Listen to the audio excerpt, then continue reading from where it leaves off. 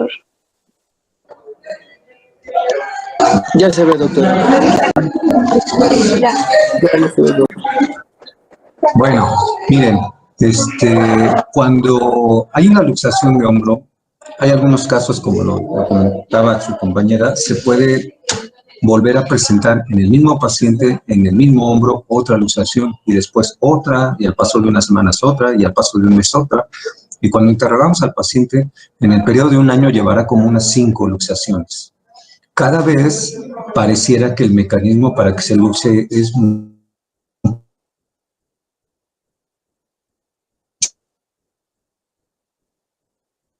más sencillo. Se ha acostado en su casa el paciente viendo, y ahí viene corriendo a urgencias. O muchos de ellos inclusive ya se lo acomodan en su casa, ellos dicen, ya me lo acomodé, doctor, pero ya me duele mucho, ya no aguanto, ya hágame algo. Entonces ya puede entrar en la categoría de inestabilidad glenohumeral. Bueno, tiene que ver con estas dos definiciones, que son definiciones en relación al hombro.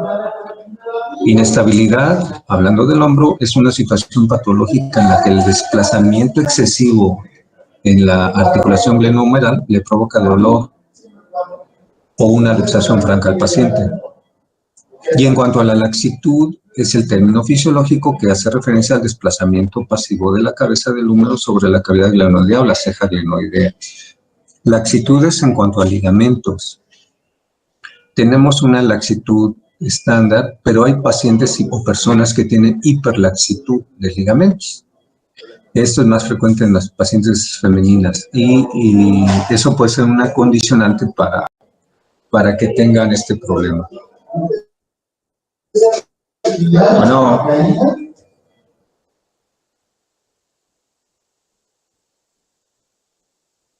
Sí, déjalo pasar. Ok. Bueno, ¿cómo podemos abordar a un paciente que ya sabemos por el interrogatorio que tiene una inestabilidad glenohumeral? Bueno, pues es complejo, no hay una clasificación estandarizada. Van a encontrar por ahí que puede ser, dependiendo de unidireccional o multidireccional, van a ver si es postraumática o por microtraumatismos. La verdad es que no hay una forma de cómo clasificarla. Lo ideal es evaluarla por los componentes que puede presentar, que son varios. Entre ellos, la laxitud, entre ellos la dirección de la luxación, ¿sí? El dolor y si está acompañada o no de lesiones anatómicas. Eso es lo más adecuado, ¿sí? Por ejemplo, hay pacientes que tienen ya luxaciones que nunca hubo un traumatismo mayor, pueden ser microtraumatismos, por ejemplo, en los deportistas, y estos se llegan a tener una luxación, ¿sí? Entonces, vamos a seguir adelante. Ahora, si en un año se luxan X número de pacientes, la incidencia de la inestabilidad llega a ser hasta del 1.7, casi el 2% de ese total de luxados. O sea, es baja. Y entre más joven, la incidencia de que haya recidiva es mayor, y entre más adulto es menor la recidiva. Bueno, hablaba su compañero el otro día de lesiones en el hombro y que van a estar muy relacionadas con la anatomía, porque el hombro es muy móvil, es la articulación más móvil, y su gran movilidad es la misma que la hace pecar de que sea la que más se luxa. Los estabilizadores, los que mantienen la cabeza del húmero en relación con la glenoides, van a ser pasivos y activos. Entre los pasivos está el rodete glenoideo, los ligamentos y la cápsula. Y entre los activos el manguito rotador. Casi siempre cuando hay una inestabilidad, los que fallan son los estabilizadores pasivos, que son esos dos. Y yo le agregaría en esa categoría de pasivos a la glenoides y a la cabeza humeral, que también sufren lesiones. En cuanto a las lesiones de patología, ya comentaban que cuando hay una lesión de desprendimiento de la inserción del labrum o rodete glenoideo, Ese va a ser uno de los factores que haga que se luxe el hombro. Y si es una lesión grande y que no se reparó con el tratamiento ya después de la reducción y la inmovilización, entonces se puede hacer crónica y puede ser causante de una inestabilidad, que es la lesión de Bankart. También tenemos lesiones del rodete, como está en la imagen de endoscopía de la derecha. El rodete debe de tener cierta profundidad y cierta altura. Una lesión intermedia donde pierde su altura puede ser un punto de debilidad por donde se luce. También hay lesión en los ligamentos colaterales, los ligamentos numerales, sobre todo en el medio y en el inferior, como está aquí en esta imagen. Otra más, la laxitud de la cápsula articular. En esta imagen se ve arriba el húmero, abajo la glenoides, aquí se ve el labrum, todo se ve normal. Vean cómo se ve normal comparado con esto, ¿no? Que veíamos acá.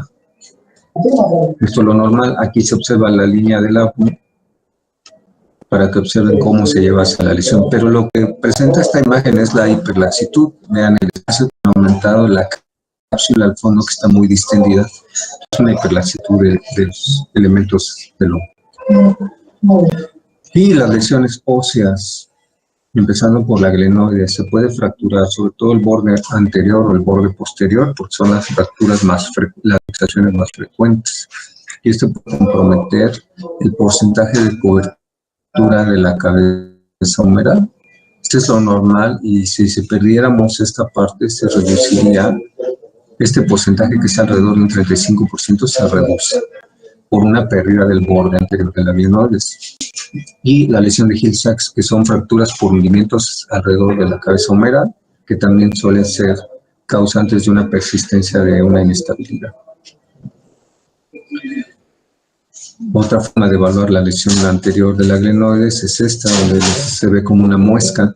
Acuérdense que la glenoides tiene una forma como de una pera, es más angosta arriba y más ancha abajo, pero cuando hay una lesión en el borde puede parecer al revés, que está más angosta abajo y más ancha arriba. Bueno, ¿qué le van a explorar? Antes de la exploración, pues el interrogatorio les va a dar pues casi todo el diagnóstico. El paciente les va a referir varios episodios de luxación, puede ser 2, 3, 4, depende del tipo de lesión que tenga. Para explorarlo van a comparar los hombros y van a ver que ese hombro en particular está muy laxo, tiene un gran movimiento a la exploración.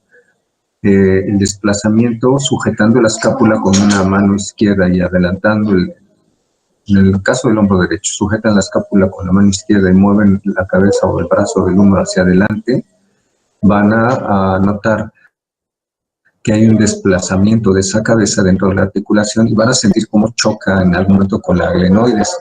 Entonces ahí arbitrariamente, bueno, no arbitrariamente, subjetivamente se puede mencionar que es una luxación 1, 2 o 3, dependiendo si 1 se mueve nada más, 2 llega a la subluxación en el borde anterior y 3 cuando casi la luxas. Cuando estás en el 2 o en el 3, el paciente puede mostrar el signo de aprehensión, que también lo encuentras más fácil cuando le haces rotación externa y abducción. Llega un punto en el que el paciente te retira a ti la mano como explorador o te eres al brazo porque tiene aprehensión, tiene miedo a que se les luxe el hombro. Ese es el signo de aprehensión y es positivo cuando el paciente manifiesta eso. Otro dato que puede ser interesante es el signo del surco. Por debajo del hombro, del acromio, en la vista lateral, ahí se ve un aumento del espacio y ese es el signo del surco.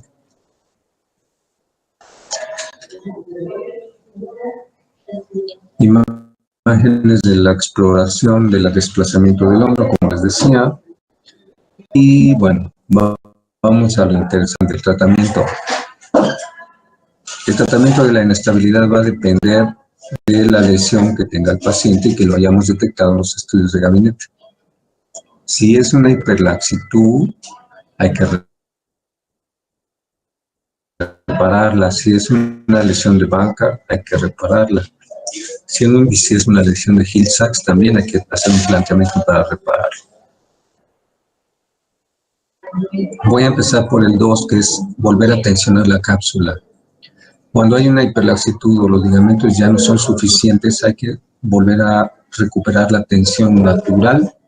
Entonces ahí Si vemos la imagen en el centro, la cápsula que está aquí hasta se ve ondulada, representando que ya está floja. Es como un resorte que ya perdió su tensión. Entonces, se tiene que volver a tener. Hay varios procedimientos, tienen varios nombres, pero combinan aspectos de tensionar la cápsula articular.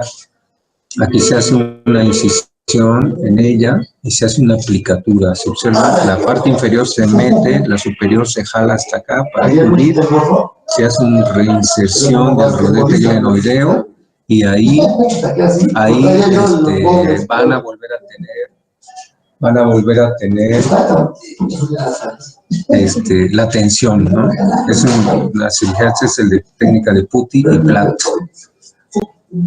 Siguiente procedimiento, cómo reparar la lesión de Bankart. De preferencia se hace por vía artroscópica. Se mete la aguja, cortando un poco del labrum, la implantas de nuevo en el cartílago anterior, así está una lesión con un desgarro tremendo en esta zona, y así ya quedaría reparada con las suturas que se colocan en esta parte. Aquí está otra imagen de cómo quedaría. También puede haber otro tipo de lesiones, como la de Hill-Sachs. En la imagen de la izquierda, aquí la glenoides tiene una lesión de Bankart aquí en la parte anterior, pero en la parte posterior tiene un hundimiento. Acuérdense que la lesión de Hill-Sachs es una fractura por compresión o hundimiento del hueso esponjoso y se puede detectar fácilmente en una tomografía. Esto hace que cuando esta parte hundida llegue al borde posterior o al borde anterior, se y no permita la reducción.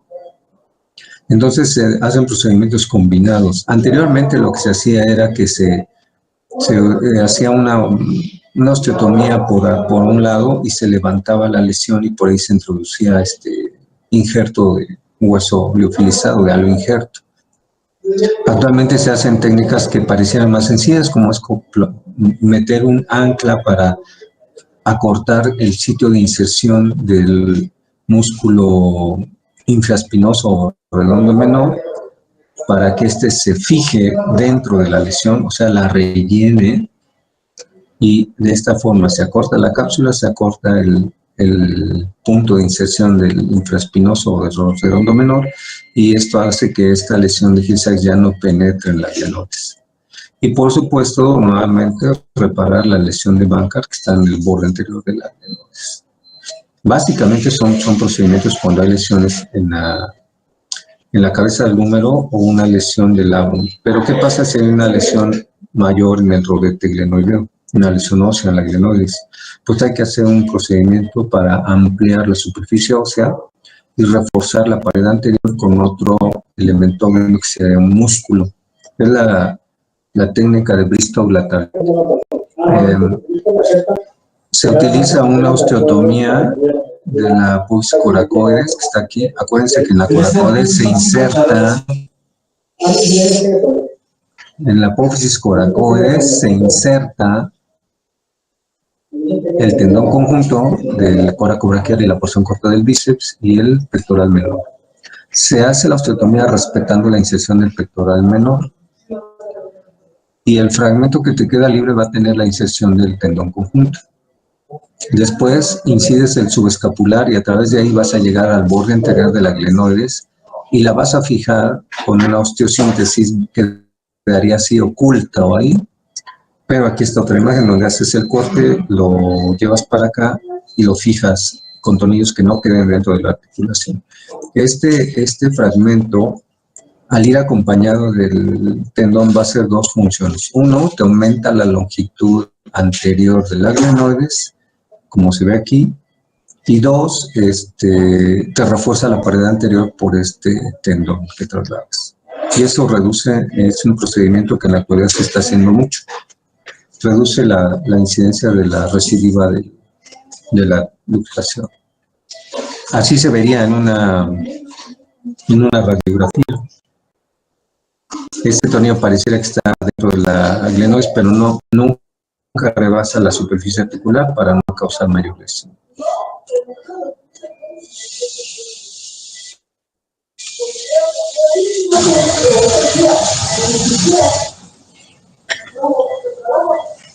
Sí. ¿Dudas, preguntas?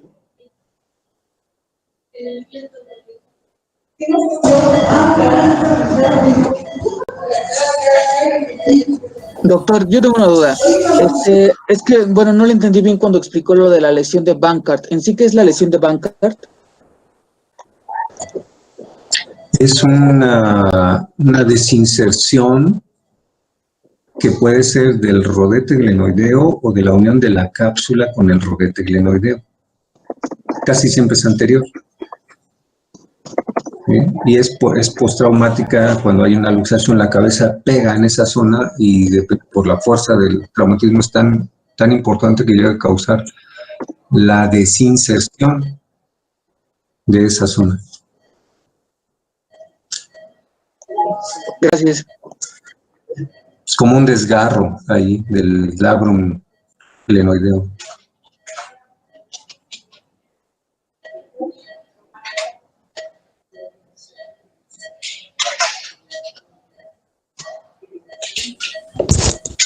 ¿Estos procedimientos reducen mucho la movilidad del hombro del paciente? ¿O no se reduce en menos del 80%? No sé. Puede, por lo general, el paciente tener cierta disminución en los grados de movilidad. Sí, eso puede ser, sobre todo en los procedimientos de tratamiento de la elasticidad de la cápsula, esos de plicatura de la cápsula, te pueden llegar a restringir los grados de movilidad. También el otro, el de acortamiento del rellenado de la lesión de Bankart, también te reduce un poco los grados de movilidad. Pero créeme que el paciente, al ya no tener luxación, el paciente está contento, aunque mueva menos el hombro. Pero clínicamente no es limitante, no es importante la disminución. Con un buen programa de rehabilitación pueden llegar a tener una movilidad muy, muy aceptable. Gracias.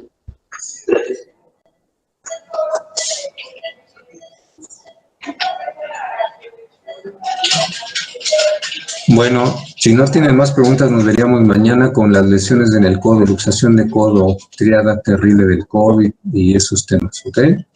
Nos vemos mañana. Sí, Gracias, doctor. doctor, gracias. Gracias, doctor. Gracias, doctor.